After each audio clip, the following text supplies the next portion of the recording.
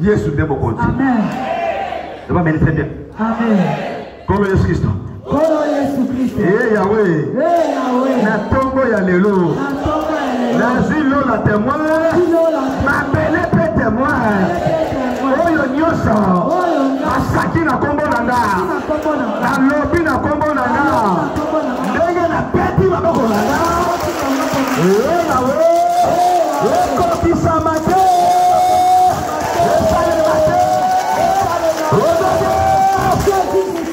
Amen. Amen. Kolo Yesu Kristo. Kolo Yesu Kristo. Mutu nyonso. Mutu nyonso. Azwi mission. Azwi mission. Ya pamfute. Ya pamfute. Musala nanga. Musala nanga. Daku nanga. Daku nanga. Ndenge na peti maboko nanga. Na peti maboko nanga. Na jangi makasi. Na jangi makasi. Amfutema na ye. Amfutema na ye. Eko kisamate. Eko kisamate. Amen. Amen. Père, dans le nom de Jésus. La parole déclare, tu as envoyé ta parole et elle sauva beaucoup de gens. Pourquoi Seigneur, ce matin nous parle à ton peuple afin que l'homme intérieur, l'homme de Dieu soit accompli. Parce que toute écriture est inspirée de Dieu, est utile pour corriger, enseigner. Seigneur, que ces écritures soient dignes ce matin. Amen. En plus dans ma vie et dans la vie de ma soeur. Au nom de Jésus, nous avons ainsi prié. Amen. Amen. Acclame Dieu le roi des rois. La légion de la Yesu m'a compris bien. Je le comprends dans la famille d'ailleurs. Le petit amour là de l'eau, le portal à la Yesu bien. Yesu a dit à la chambre de la caille la boque. Après la chambre, dans le temps, vous devez te lever dans l'eau. Après la dans la joie et c'est la famille. Dans la joie. Gloire au Seigneur. Amen. Amen. Rapide, ma bien-aimée. Depuis hier, on nous a dit, bataille biso, adoration, il y a intimité avec le Saint-Esprit. Donc, amen bien. Amen. Alléluia. Amen. Comme la servante de Dieu avait dit, l'intimité c'est l'unité, l'intimité c'est la lingala bomoko et longo na molimo mosanto. Alléluia. Amen. Or, quelqu'un ne peut pas être en intimité avec le Saint-Esprit sans premièrement le recevoir. Alléluia. Amen. Avant il faut nous oyambaye le kola moninganayo. Alléluia. Amen. Et voilà pourquoi dans Actes on nous dit, vous recevrez une puissance et le Saint-Esprit surviendra sur vous. Vous serez mes témoins en Galilée, en Judée et dans la Samarie jusqu'aux extrémités de la terre. Alléluia. Amen. Nous venons de fêter la Pentecôte. Tout le monde a été reçu, tout le monde a été rempli, tout le monde a été répété. Parce que ce jour-là, dans le but, lorsqu'il était descendu, Nami Yipi, Nabandupa, Nabandoki, tout le monde avait reçu quoi? Alléluia. Donc tout le monde, depuis le dimanche de la Pentecôte, nous avons reçu la puissance. Alléluia. Amen. Mais ce n'est pas suffisant. Pour y avoir ça bien. Pour que maintenant, vivre. Pour que maintenant, tout ça là, tout ça là, il faut de l'intimité avec lui. Alléluia. Il faut maintenant le prendre avant dans la carte. L'intimité, l'autre parle de l'intimité, c'est une accolade serrée et qui est souvent secret. Alléluia. L'intimité, c'est un mot secret. Alléluia. Intimité, ami intime, mais qui signifie intérieur. On appelle ça l'engagement au thème. Alléluia. On appelle ça mon thème, ami intime. Donc, thème pour les serrer, cimenter. Alléluia. Il faut que comme ça Saint-Esprit moninga, il faut comme la béton là yo, comme la ciment, comme la dengue, tout là taka anno, on va mettre très bien. Amen. Alléluia. Amen. Et bref, pour le temps, on nous a fait dire ceci. Sorti aux intimité dans Saint-Esprit, au conseil la makambo nan et pas la bino et ça les matin. Si on est dans l'intimité avec le Saint-Esprit de Dieu, notre langage change. Notre façon de parler des choses change. Notre façon de parler change. Notre façon de vivre change. Alléluia. Amen. On nous a dit que lorsqu'on est dans l'intimité avec le Saint-Esprit de Dieu, ça nous ramène à devenir des grands parmi les grands. Alléluia. Alors, il dit que nous avons intimité dans le Saint-Esprit de Dieu, on peut se poser au milieu des grands. Et les gens vont te bénir. Alléluia.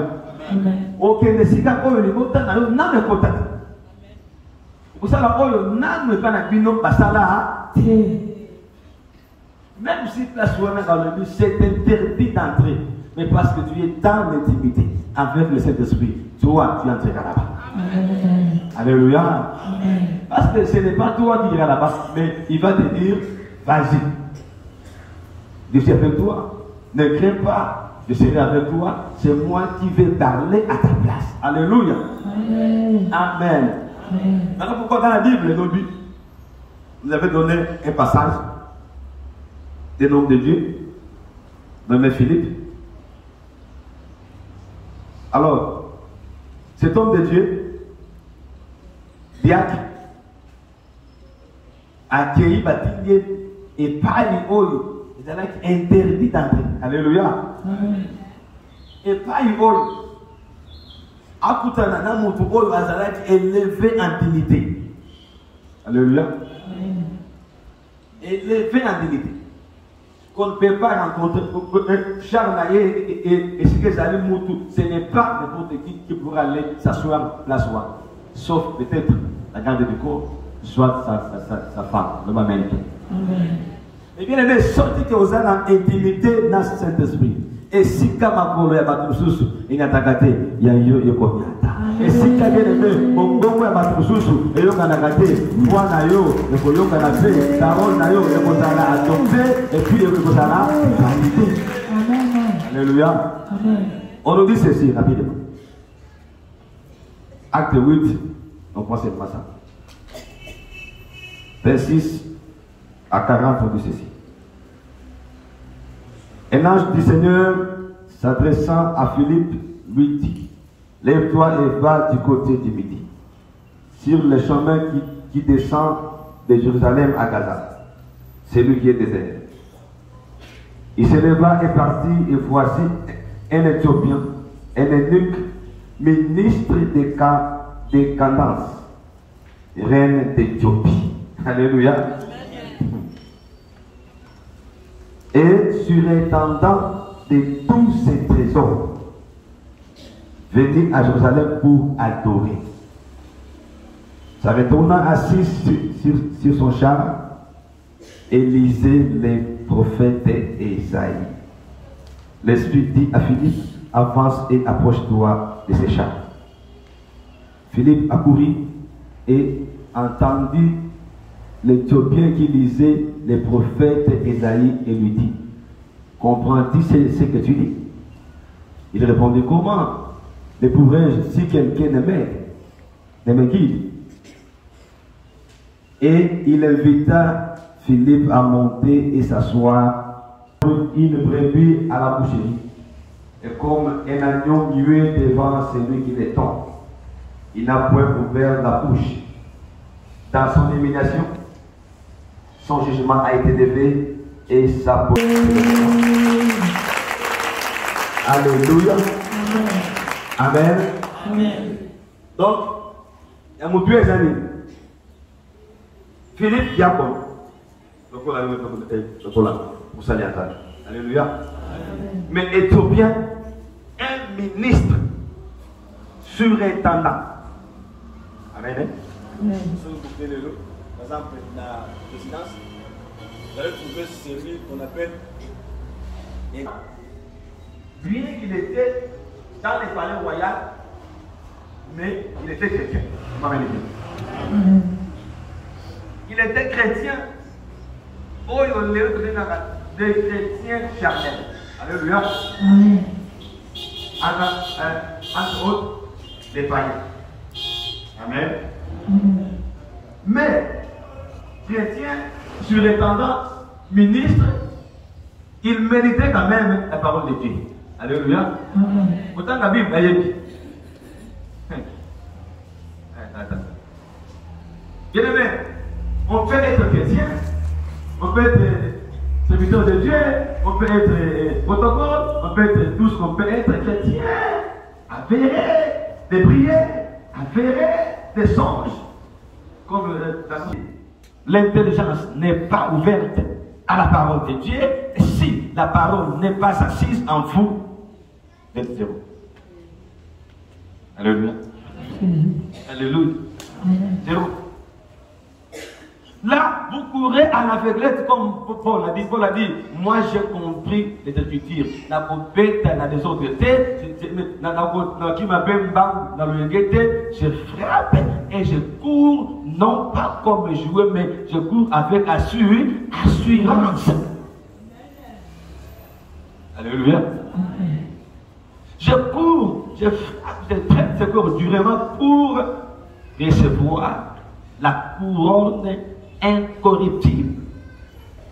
Une couronne qui ne sera jamais corrompue par les envoûteurs, qui ne sera jamais corrompue par les voleurs, par les présents, par l'envie de l'argent, par la souffrance actuelle, par la chute de l'économie actuelle. Alléluia.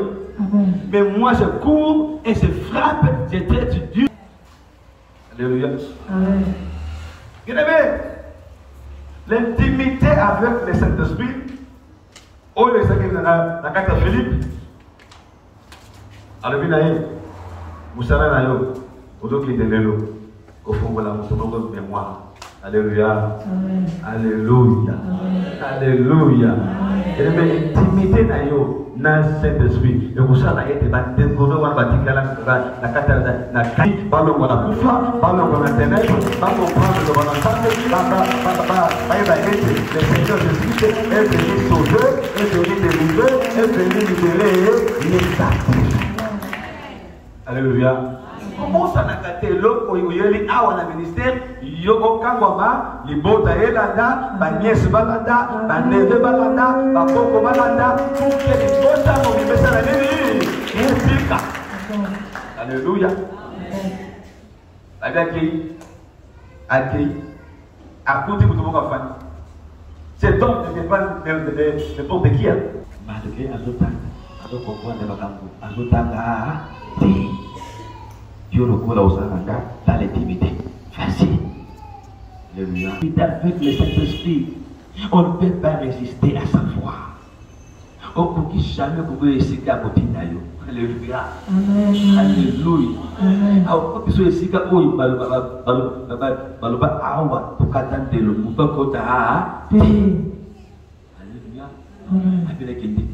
Alléluia.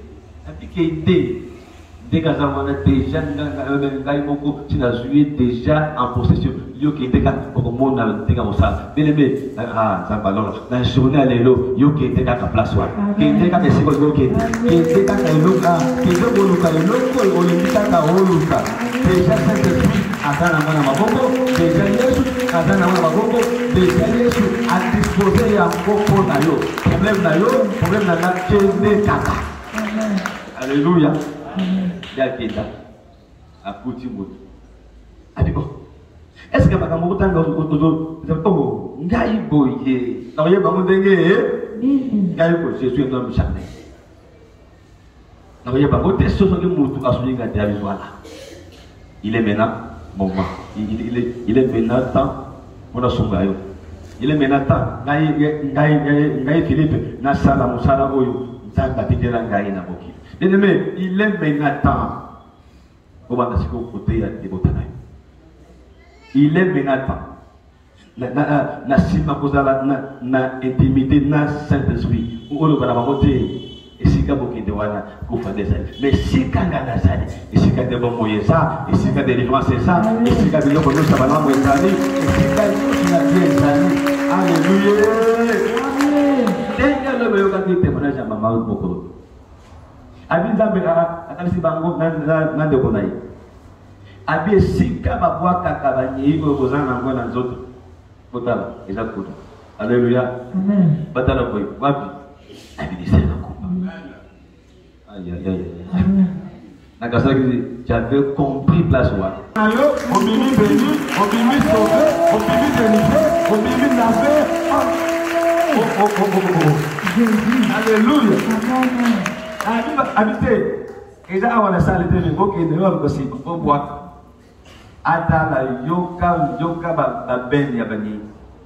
C'est-à-dire bien aimé, dans Zambolangi, ezana e poubelle oyo, batika ka célibat, batika ka pauvreté, batika ka humiliation, batika ka boufa, batika ka sida, batika ka diabète, batika ka myome, batika ka nyonso. Et l'homme de l'homme ezana poubelle nango awo. Ezali. Alléluia. Soke sili, okobima ndeko wana te. Siko bité. Boza solo, bobo le gars, à bout du pompe, on va au soukola, va soukola, va bandi au soukola. Alléluia, Jésus merci. Il y a ici la sanctification, il y a ici la purification. On y a tant d'ouvrir, on y a tant de coco, on y a tant de lidi, on y a tant de sanité, on y a tant de donamito. Il y a beaucoup de tout le monde après 6 mois, après 1 année, après 2 ans. Avec comment vous voyez, aïe aïe aïe aïe. Alléluia. On dit pour toi, on dit pour toi, mafuta na Yesu Kristo. Menga ma Yesu na tongo, menga ma Yesu na ndi, on dit santo na tani, intimité à Saint-Esprit, et pour changer le côté, et pour qu'on la tonto na yo, et pour qu'on le la bébé. Alléluia. Amen. Mais si nous sommes dans l'intimité de cet esprit de Dieu, et si quand les mots de combattre, de beaucoup. Au bango basalate, au kosala. Au bango balobate, au koloba. Au bango bameka pour expliquer, tu vas t'expliquer ça. Alléluia. Il trouve l'énigme en train de lire. Non, non. C'est ce que tu dis là. Et puis la suite à la vie. Est-ce que Bakambo est lit? Amen. Amen. Amen. Sortez-nous dans l'intimité dans cette esprit. Avant dans l'intimité, Nani. Amoloni. Hein? Il y a des beaux temps. Alléluia. Amen. Amen. Aboko Nicole. Nanda c'est pas la main. Koro Yesu Kristo. Koro Yesu Kristo. Natongo ya lelo. Natongo ya lelo. Natongo ya botondi. Polo Belingani. Koro Yesu Kristo. Koro Yesu Kristo. Tango molai.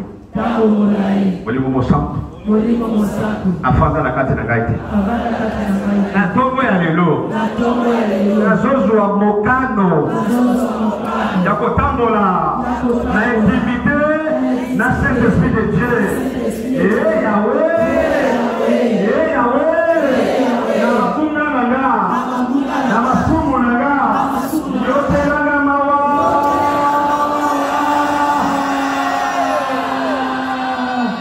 Abako likolo, abondeli. Comme Jésus Christ. Na tombo ya lelo. Na tombo ya biso nanga na ngomba. Esika lo biso utaka. Makila na yo. Epetolanga. Esokolanga. Enetwaye nzoto nanga. Molimo nanga. Elimo nanga. Yahweh. Yahweh. Molimo na Nzambe. Akitelanga. Afana na kati nanga. Onode. Amen. Amen. Maloba nyonso nakoloba eloko nyonso nakosimba nakosala na poso oyo na journée oyo esimba olode amen. Alingi kobonga maki. Alléluia. Amen. 15 minutes à prier ma casse. Au monde de ma casse. Occupez tes otoki. Alléluia.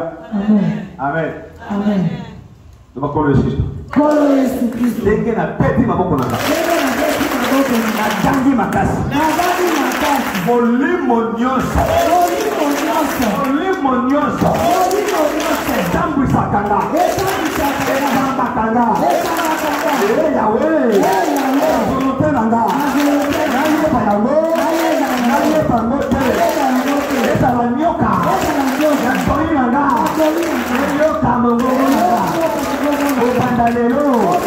Lati sakana yo.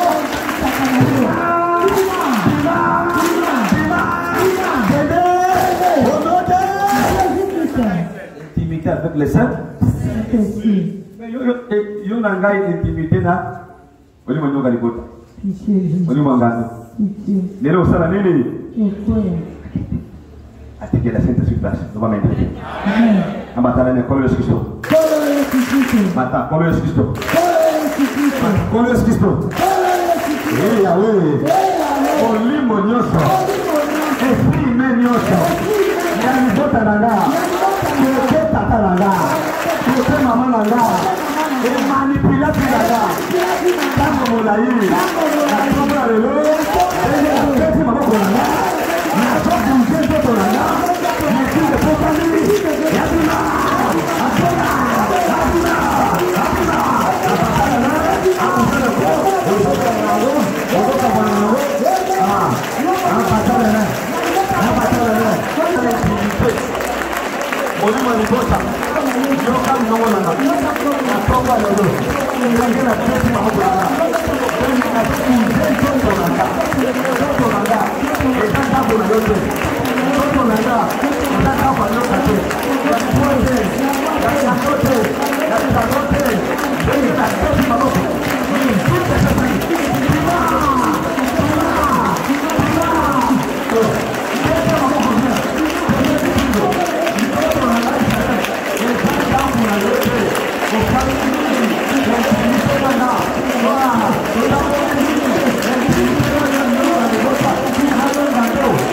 No.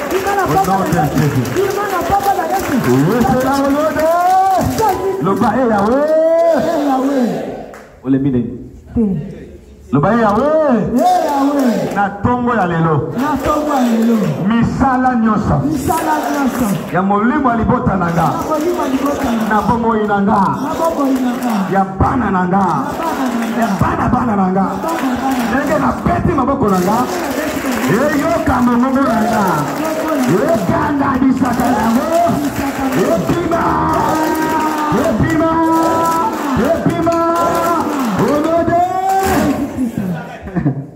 c'est que bon mais pas sur tout le monde yango tata no kamonaka libalo boywana maman la bino boyaka libalo yo vous avez raison non ce n'est pas toi c'est ce que maman a fait yango ezolanda lobale lo suka Philippe était animé par le Saint-Esprit de Dieu yango zaki diacre. Mais molimo oyo etinda kangana oko tesika oyo bakota kate kombo na ngoni ni bien-aimé. Molimo ni wana. Alléluia. Mais na chaîne alelo. Pesa ngo mitindo. Loba na yeko banda lelo. O loba nanga. O tambisa ngai. Sukeza lelo. Kolo Yesu Kristo. Na volonté na ngai na nguya na zambi ndenge na beti maboko na nga na koganga makasi molimo nyoka libota na nga yoka mongongo na nga tango molai omanipilanga okambanga otambwisanga menashe na lelo suka okomanipilenga lisusu te okotambwisanga susu te ndenge na peti maboko na nga nazoboya misala na yo au nom de Jésus au nom de Jésus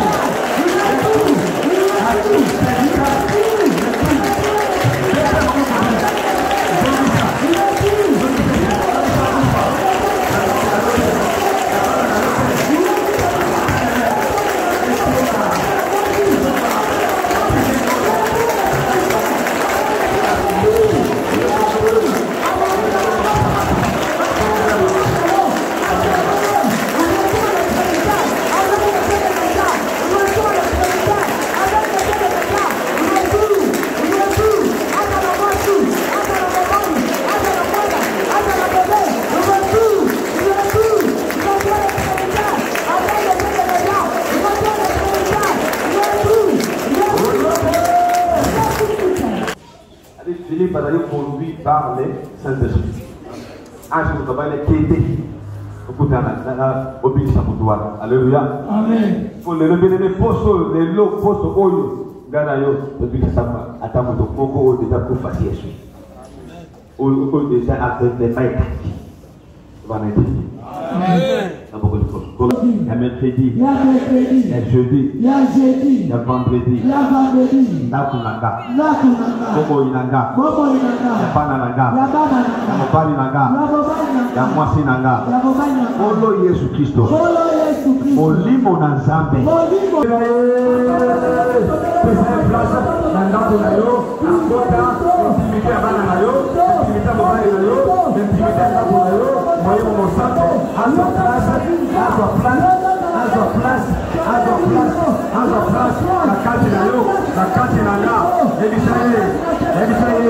Yaka,